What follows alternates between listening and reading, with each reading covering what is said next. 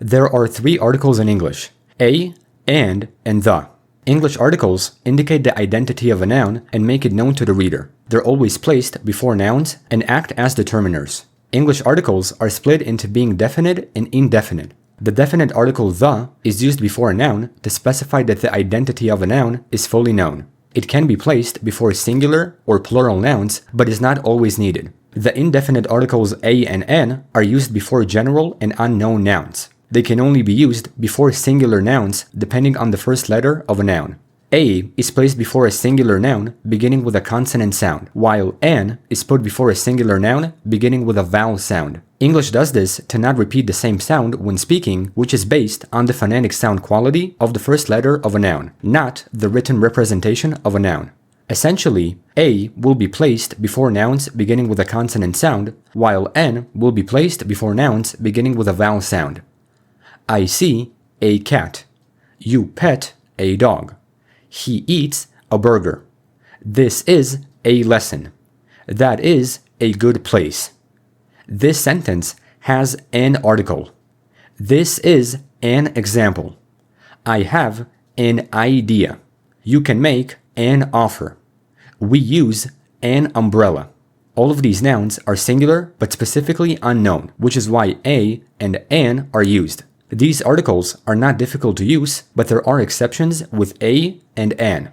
If there is a noun that has a silent or unsounded h, the article an will be used, despite h being a consonant. Sometimes, h doesn't have a phonetic audible sound when said. In such a case, the sound of h will sound like a vowel, so an will be used instead, like in the phrase, it is an honor. The noun honor has a silent h, so an is used. In any other case, where the h is not silent, a will be used, like in the phrase, I see a house. Another exception is with the vowel u. When u makes its alphabet sound, u, the definite article a, will be used instead, despite u being a vowel. We have a union. She sees a unicorn. This is a used car. In these nouns, the u is pronounced phonetically, which sounds like a consonant, so the article a is used. In any other case, an will be used, like in the previous example. We use an umbrella. When using articles with nouns, it's important to consider that there are count and non-count nouns. Count nouns refer to items that can be counted as singular or plural, while non-count nouns refer to items that cannot be counted and cannot be determined as singular or plural. The first vital rule of English articles is to specify an unknown identity within a noun. If there is a noun with an unknown specific identity, we have to use indefinite articles because they only work with singular count nouns, thus being indefinite.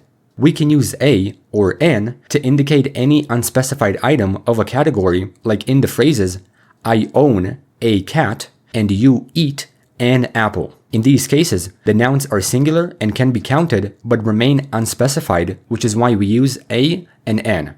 Sometimes we can use the plural form, which is some. We use some to indicate an unspecified counted amount that's plural. You eat some apples. As a note, pluralizing nouns in English requires an s at the end of the noun. There are exceptions in irregular changes, which is a topic for a future video. Continuously, the second important rule of English articles is to specify a known identity within a noun. If there is a noun that is counted singular or plural, the specific identity of the noun is known to the reader, thus being definite and using the article the. We can use the when a noun has already been mentioned, like saying, I ate an apple, the apple was good. Apple in the first part is singular, counted, but unspecified. In the second part, the apple is known and counted, so it's definite, even when plural. I ate some apples. The apples were good. Also, we can use the when a phrase describes a noun, like, the man sits next to me, and thank you for the advice. The third rule of English articles is all things in general. When saying a sentence with any non-count nouns, we will not need to use any articles. For instance, saying, he asked for help means that he asked for help in general, so the noun help is unspecified and really cannot be counted. A different phrase can be, I do not like coffee, which means I do not like coffee in general. Coffee generally cannot be counted and it's still unspecified. No article is needed here. Finally, there is some additional information that is useful to know with articles in English. When indicating an unspecified limited amount of a noun count noun, we need to use some. He looked for some advice. I would love some coffee.